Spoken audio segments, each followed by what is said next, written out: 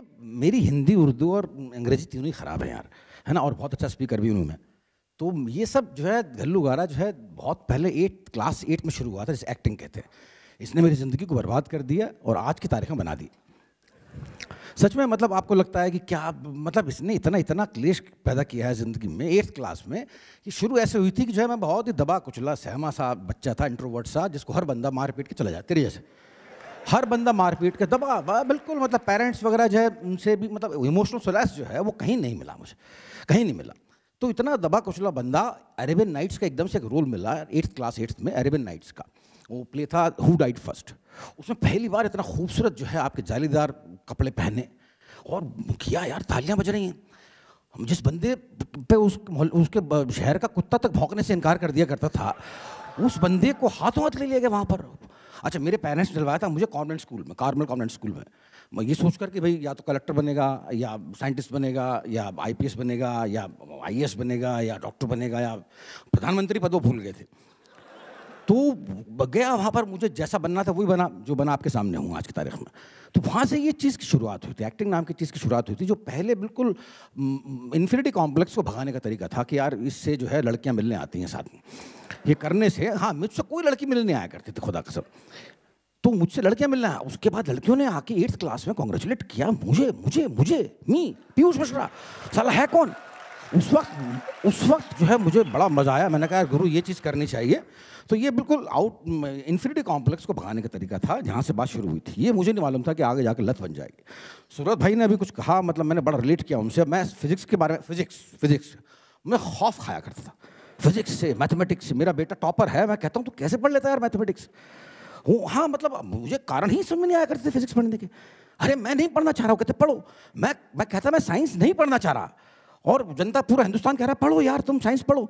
अरे मैं कह रहा हूँ मैं डॉक्टर नहीं बनना चाह रहा, कहते करो यार तुम। अरे मैं ना चीर फाड़ करने में मुझे उल्टी आती है यार। वो कह नहीं तुम सर्जन ही बनना है।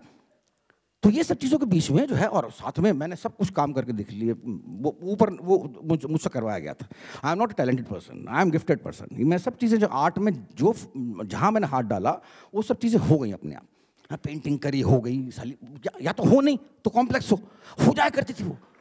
पेंटिंग करी हो गई, छेनी हथौड़ा कभी जिंदगी में नहीं उठाया मैंने, हथौड़ा उठाया और वो मूर्ति बन गई। करीब 4 साल सितार बजाया वहाँ पर, पोट्री बचपन से करता था। तो अच्छा, साइंस पढ़ते हुए जो है मॉलिक्यूलर थ्योरी में मुझे वो मॉलिक्यूल्स मुझे एक्सेप्टर और डोनर्स जो होते हैं ना, 8th क्लास से पढ़े होंगे, तो वो मुझे ह्यूमन बिहेवियर करते हुए नजर आया करते थे। तो मेरे टीचर बोलते कि what do you think about molecules. मैंने कहा मैडम ये तो पूरे सारे के दोनों ह्यूमन बींग्स हैं, मतलब इनके नाम नहीं रखे गए, बस खास बात है। ये एक्सेप्ट करता है, वो डोनेट करता है, क्या मतलब है। तो डांट के भगा दिया करती मुझे। मैं जाके जो अपनी क्लास में लिखता रहता, हाँ प्रिय तुम हो, ने शब्द मेरे पास में, श्वास में हो तुम उपस्थित, तुम अटल विश्वास में। ये इस तरीके की जो है आपके, मतलब मैं पोएट्री लिखा करता था, है ना। वो करते करते जो है वक्त आया 1979, जहाँ से मैं यूजुअली बात शुरू करता हूँ, कि वो जो है मेरा पहला पब्लिक परफॉर्मेंस था। और उसमें मैंने एक आग के छोटा सा रोल किया था, और वो बहुत ही नौकर का, बहुत पिटता है वो नौकर।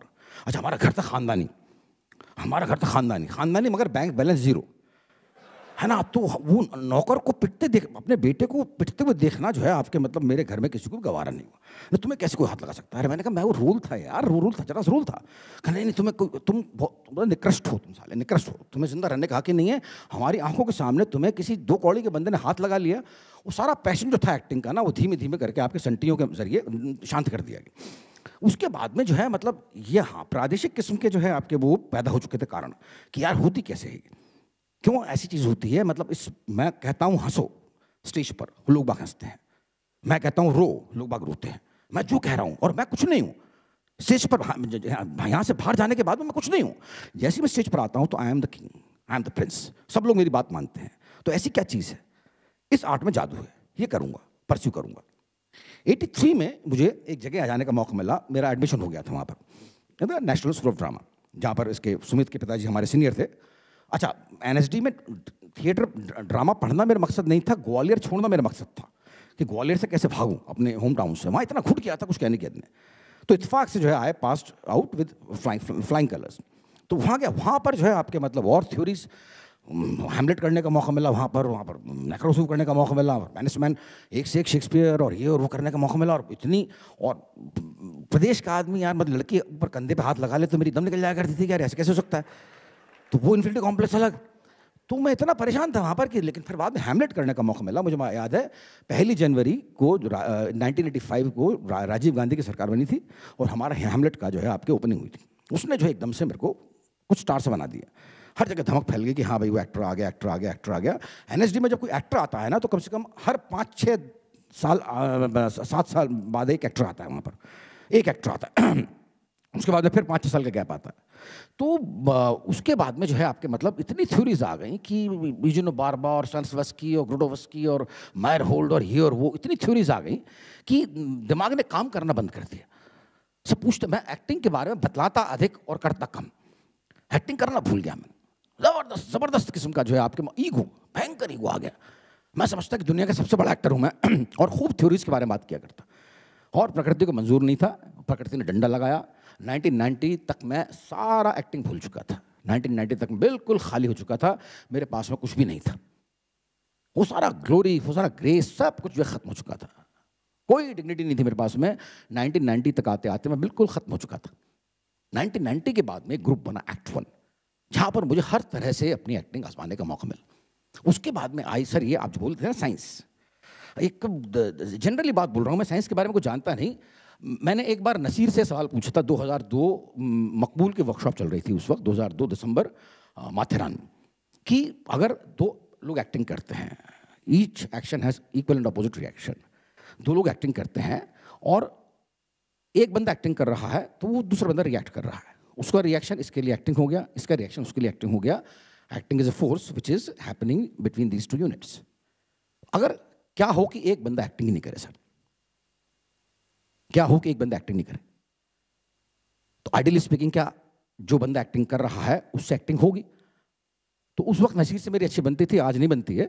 उस वक्त बोले कि नहीं, हरगिज़ इफेक्ट होगी। फिर थोड़ी देर बाद ही टुक टाइम, उन्होंने कहा कि नहीं यार, आइडियली स्पीकिंग तो एक्टिंग होगी। तो मैंने कहा कि फिर ये जो न्यूटन की थ्योरी है कि gravity is a force, each action has equal and opposite action, और ये फोर्स वाली जो चीज़ है, फोर्स तो रही नहीं सर, फोर्स तो रही नहीं। तो उन्होंने क्या कहना चाहते, तो मैंने कहा कि सर इसके बाद में एक एल्बर्ट आइंस्टीन करके बंदा आया था, उसने जो है आपके ये एक और थ्योरी दी थी कि acting is not a force, acting is a field. Acting एक मैग्नेटिक फील्ड का नाम है। आपके अंदर एक अलग फील्ड ऑपरेट करती है, आप उस सामने वाले के अंदर एक अलग मैग्नेटिक फील्ड ऑपरेट करती है, और हर बंदा, जिस बंदे की फील्ड बहुत ज़्यादा डेंस हो जाएगी, थिक हो जाएगी, वो बंदा ये पहचान लेगा कि सामने वाला बंदा एक्टिंग कर रहा है। ऑडियंस में से लास्ट रो में बैठकर कौन पॉपकॉर्न खा रहा है, विंग में कौन लड़की इलेक्ट्रिक का ग्लास लिए डोल रही है, ये सब उससे नजर आ जाएगा। और आपकी जिंदगी में ऐसा हुआ होगा? नसीर से मन पूछा, कहने लगे हुआ तो है, लेकिन 3-4 शोज में हुआ है जब सामने वाले बिल्कुल एक्टिंग नहीं कर रहे थे और मुझे समझ में आ रहा था कि एक्टिंग नहीं कर रहे हैं, और मैं उनसे एक्टिंग करवा रहा था और मुझे हर चीज साफ साफ दिख रही थी। मेरी जिंदगी में भी 5-6 प्लेस नहीं, 5-6 शोज होंगे। उस दिन कॉस्मोस में कुछ था, हर चीज क्लियर हो गई थी, एक एक चीज में पहचान पा रहा था, हर चीज। ऑडियंस मेरे हिसाब से हिल रही थी, मेरे हिसाब से डुल रही थी, हर बंदा मुझे चलता हुआ नजर आ रहा था। वहां पर क्या हो रहा है, खुद भी एक्टिंग कर रहा हूं। अगर पास में कोई एक्टर डायलॉग भूल रहा है तो मैं उसके डायलॉग को सुधार रहा हूं, कोई समस्या नहीं थी, हर चीज जो है संपर थी। उसके बाद में धीमे से, जहां तब तक हम शराबी हो चुके थे, मैं शराब बहुत पिया करता था, ये बतलाने में कोई संकोच नहीं है। अब बहुत कम पीता हूँ, कभी कभार पीता हूँ, है ना। तो वो बहुत बहुत खराब फेज था, जिसको कहते हैं डिसऑर्डर एंड जीनियस। एक जो वेस्ट से थ्योरी आई है कि जो जितना अधिक डिसऑर्डर्ड होगा उतना ही अधिक जीनियस होगा, और जो कि बहुत गलत बात है, बहुत ही वाहियात बात, बहुत ही वाहियात बात। मतलब गौतम बुद्ध को कोई ग्रेट नहीं कहता, भगत सिंह को कोई ग्रेट नहीं कहता, गांधी को कोई ग्रेट नहीं कहता। ग्रेट कहते हैं मार्लन ब्रांडो को, या जो है आपके वो पेंटर जो था पागल हो गया था, जो उसको, मतलब जितने भी सड़के हुए दिमाग के बंदे हैं वो जीनियस हो सकते हैं, सुधरे हुए दिमाग के बंदे को जीनियस होने का कोई हक नहीं। तो धीमे धीमे करके उसके बाद जब बहुत पी ली, उसके बाद फिर धीमे धीमे जब कम हुई, तो फिर मैंने सोचना शुरू किया कि यार ये फिर और चीज़ें आ गई। 50 का हो गया था मैं, तो फिर मेरी ज़िंदगी में अध्यात्म नाम की एक चीज़ आई कि यार मतलब ये फिजूल तो है नहीं, हम ऐसा तो हो नहीं सकता कि कहीं नहीं से आ रहे हों और कहीं नहीं जा रहे हों। We are coming from somewhere and we are going somewhere. ये बीच की जर्नी क्या है एंड पर्पस क्या है ज़िंदगी का। ऐसे करते करते विपश्यना मेरी ज़िंदगी में आई। विपश्यना ने बहुत कुछ संभाला, और आज की तारीख में मैं रिलेट करता हूँ एक्टिंग, साइंस एंड विपश्यना, योग, ध्यान। एक पात्र नाम की चीज बतलाई गई है। पात्र नाट्यशास्त्र में 200 साल पहले लिखा गया है। नाट्यशास्त्र एक पात्र नाम की चीज होती है। पात्र में पानी डाल दो, पात्र मतलब बर्तन, पात्र में पानी डाल दो तो पानी का हो जाता है, शराब डाल दो तो शराब का हो जाता है, दूध डाल दो तो दूध का हो जाता है, अमृत डाल दो तो अमृत का हो जाता है, और अगर हर चीज फेंक दो तो खाली पात्र है। पात्र कहा गया है चरित्र को, कैरेक्टर को, कि आप ये पात्र कर रहे हैं, आप ये पात्र कर रहे हैं। तो मैंने सब पात्र कर लिए, सारे के सारे कैरेक्टर्स अपने अंदर डाल लिए, लेकिन उसके बाद जब निकाल कर फेंकता हूं तो वो खाली पात्र है, वो खाली पात्र है। This should be the social behaviour of an actor. He should be neutral, तटस्थ, किसी भी चीज में इन्वॉल्व नहीं रहने वाला व्यक्ति ही एक्टर हो सकता है। और इसी तरफ जो है योग इशारा करता है, ध्यान इशारा करता है। तो पूरी बॉडी में जो है आपके कल्प, सब एटॉमिक पार्टिकल्स दौड़ रहे हैं हमारे रैंडम मोशन के। हिंदू शास्त्र में उसे कहा गया प्राण, और बौद्धों के हिसाब से उसे कहा गया कल्प। और एक्सप्रेशंस जो बनते हैं वो इन्हीं पार्टिकल्स के परम्यूटेशन और कॉम्बिनेशन का परिणाम है। इसका मतलब है कि एक्टिंग यहां से ही नहीं हो सकती है, एक्टिंग यहां से भी हो सकती है। एक्टिंग अगर आप पीछे करें यहां से भी हो सकती है, यहां से भी हो सकती है, ऐसी हुई है। अगर आप ध्यान से देखें तो आपको लगेगा कि यार ये एक्टर कंप्लीट है, ये अगर पीछे मुड़ जाता है तब भी एक्टिंग होती रहती है। नॉट नेसेसरी कि हमको इसकी शक्ल देखने की जरूरत पड़े, ऐसे कई एक्टर्स हैं। वो क्या होता है? तो आज की तारीख में एक्टिंग जो है इस तरीके की पैशन बन गई है कि I want to know everything about acting. Micro level तक मैं एक्टिंग के बारे में जानना चाहता हूं। इसने मेरी जिंदगी को बर्बाद कर दिया। इतनी खराब तरीके की जिंदगी, मैंने ये नहीं बोल रहा कि जो है खराब जिंदगी बिताई, क्योंकि मैं कह सकता हूं कि आपका एक्सेलरेशन नहीं हुआ, लगातार अचीव किया। आज की तारीख में मैं अपने आप को अचीवर मानता हूं, मानना पड़ेगा, झक मार के मानना पड़ेगा। ऐसे नहीं बोल सकते कि मैंने अचीव नहीं किया, अगर बोलूंगा तो झूठ बोलूंगा और वो फेक हम्बलनेस होगी। अचीव किया। और ये भी बोलता हूं हाँ, ईगो, ये जो तटस्थ चीज मैंने बतलाई है, ये तभी हो सकती है कि कांस्टेंट डिफ्लेशन ऑफ ईगो। अगर आपका ईगो लगातार डिफ्लेट हो जाता है तो उसके बाद में आप एक तटस्थ भाव पर पहुंच सकते हैं, तभी कहीं जाकर आप अपने आप को एक्टर कह सकते हैं। और दुर्भाग्य से हमारे यहाँ पर एक पुरी साहब थे, ओम जी, वो चले गए, जो ट्रांसपेरेंट थे, बिल्कुल अंदर तक देख सकते थे उनके। एक रणवीर है जिंदगी में, कम से कम मेरे जिंदगी में आपके अभी तक जो एक्टर्स आए, अदरवाइज मैं सबके साथ काम कर चुका हूं और नाम लेना उचित नहीं समझता, लेकिन है बॉस। ईगो नाम की चीज जो है ना, जलन, कुड़न, ईर्ष्या, ढा, ये सब चीजें जो हैं, क्रेविंग एंड एवर्जन, मैं इससे बहुत प्यार करता हूं और मैं इससे बहुत घृणा करता हूं। जब तक ये चीजें रहती हैं तब तक आप किसी कैरेक्टर को अपने डाल नहीं सकते। कोई कैरेक्टर आपके अंदर घुस नहीं पाता, उसमें कुछ कंटेमिनेशन हो जाता है, कोई ना कोई चीज रह जाती है जो उसे प्रदूषित कर देती है, वो उसे सच साबित नहीं होने देती। ये ड्रिंक्स, शराब, मैं लिखता भी हूँ थोड़ा बहुत, तो ये अनुराग कश्यप ने बहुत बदतमीज आदमी है साला। अरे उसने बड़ी बातें कही मेरे बारे में, ने तो हुस्ना और ये सब गाने शराब पी के लिखे, अल्कोहलिक। अरे नहीं लिखे यार, शराब पी के मैं कोई अच्छा काम कर ही नहीं पाया आज तक। ये गलतफहमी है। मैं अक्सर एक किस्सा सुनाता हूँ कि एक बार जब मैं क्रॉनिक था तो उस वक्त मैं एक स्क्रिप्ट ले गया था बार के अंदर लिखने के लिए कि आज मैं जो आपकी शराब पी की स्क्रिप्ट लिखूंगा। सुनते हैं कि स्क्रिप्ट बहुत बढ़िया लिख जाती है, सुमित ध्यान सुन। हाँ सच में, मैं अंदर बार, और मैंने एहतियात के तौर पर 6 पैक इकट्ठे मंगवा लिए और 6 पैक बना भी दिए, सोडे वोडे के साथ बना के तैयार हो गया कि अब मैं जो है आपके 6 पैक में, तो मतलब 1 पैक में एक पैक, पहला पैक लिखने के बाद में बाई गॉड मैं पूरा screen play with dialogues, screen play and dialogues, पूरा स्क्रीन प्ले डायलॉग्स लिख चुका था 1 पैक पीने के बाद।